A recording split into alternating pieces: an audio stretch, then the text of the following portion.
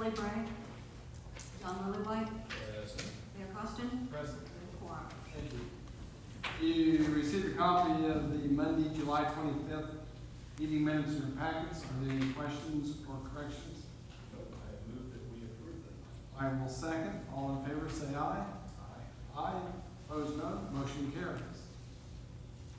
Mr. Dunn, Yes, sir. you have a bid to award. We do. We had a total of 4 bids. And I think as you recall, the prevailing, or the low bid was Wallace at $1,312,431.38. Troy looked it over, Troy Swan, Gary, myself, and everything is in order. So our recommendation is to award it to Wallace for the sum of $1,312,000 and some change. I will move that we approve that. I will second that motion to award the bid to Wallace Construction. All in favor, say aye. Aye. Opposed, no. Motion carries. Thank you. We'll get the notice of award to you so we can get it to them. Okay,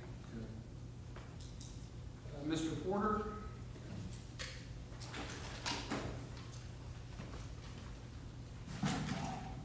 Good evening, Board. At the July 25th meeting, you were presented with suggestions of terms and conditions to be added to the top of the online special event street closing application. Since that presentation, staff has made an additional revision, changing the number of days in advance of the event that the application must be received from 60 days to 45 days. We believe for some groups, having an additional 15 days would be very beneficial and still allow for the processing and the approval of the application and the notifications we have to do after approval.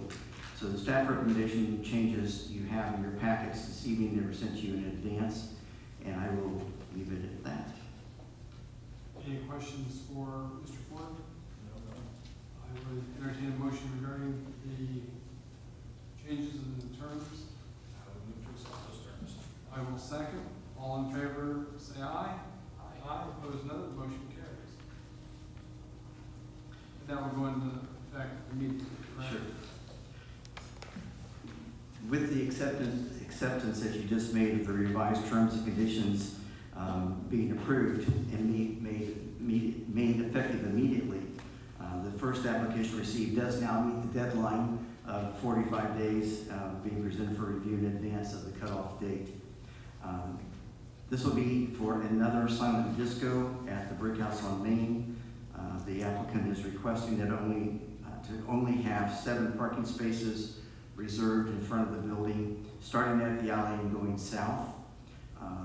The sidewalk would be blocked at both ends simply to keep the audience in that restricted area. That would be from 7 p.m. until 10 p.m. on August the 17th. The city will place the barricades with no parking signs no later than Wednesday the 14th to be in compliance with statutory requirements there. Staff does not have any concerns with this since it is a repeat event. However, we want to remind them that they will be responsible for notifying the retreat and other neighboring businesses of the event and the parking restrictions. And additionally, the group would be responsible for placing and removing the barricades at the ends of the spaces, which would be the same ones that would have the no parking signs on them. There is a representative present, I believe, if there's any questions. This is September 9th. Correct. September 9th? I'm sorry, did I write down the wrong date? I did, I'm sorry, it is September the 9th. I was looking at something that's wrong on my calendar.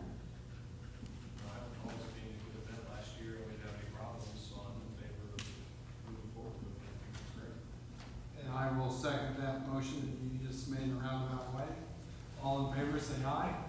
Aye. Opposed, no. Motion carries. The last one is in regard to the bicentennial celebration. The city would like to request the closure of Washington Street from Main to Sycamore, and then Jefferson Street from Morgan to Jackson for the bicentennial celebration, which would be an afternoon of concerts, activities for children. There'll be potentially a beer and wine garden for the adults, and capping it off with fireworks in the evening. So we feel that that's a good venue for that, and we'll bring everybody downtown. Could also bring in some other activities which we've not yet made contact on to give those who are there for the concert something to do. But that will start at about 12:15 or so. But the blocking of the streets would have to be as early as 7 a.m., I believe. 7 a.m. on the 17th of September to allow time to get to stage position and everything to start shortly after the noon hour. Any questions? None? No motion that we close those streets and have that party. I will second that. All in favor, say aye. Aye. Opposed, no. Motion carries. Those are all of the street closure applications that we have. Okay. And you've got opening requests for the Brownfields? Yes, we sent out requests for qualifications to a number of firms. The EPA was very clear in their requirements to us when we sent out the RFQs, to not ask for costs. They want this to be based on qualifications, not on cost. The cost of the consulting is in the grant. So they're not concerned about that at that point. They're more concerned that we get a quality firm. We received one response, and that is from BCA Environmental Consultants. They are on the northwest side of Indianapolis, near the pyramids. And I opened the bid just to confirm that everything was here. And then in the coming days, we will review it for qualifications. They've also sent a disc along, I see. And just at a very, very cursory glance, it is a very well laid out response with appropriate attachments and things to support. They have a certificate of liability in there. So we will bring this back to the board at the 22nd, with there only being one applicant or one response. We will go ahead and contact them and get what the cost will be. We'll bring that to the board for your consideration at that time, since assuming that they meet the qualifications. We were given a score sheet by EPA to grade these by, and so based if they meet the minimum score of whatever EPA has set, then we'll move forward to get those costs and bring them back to you with a recommendation on the 22nd.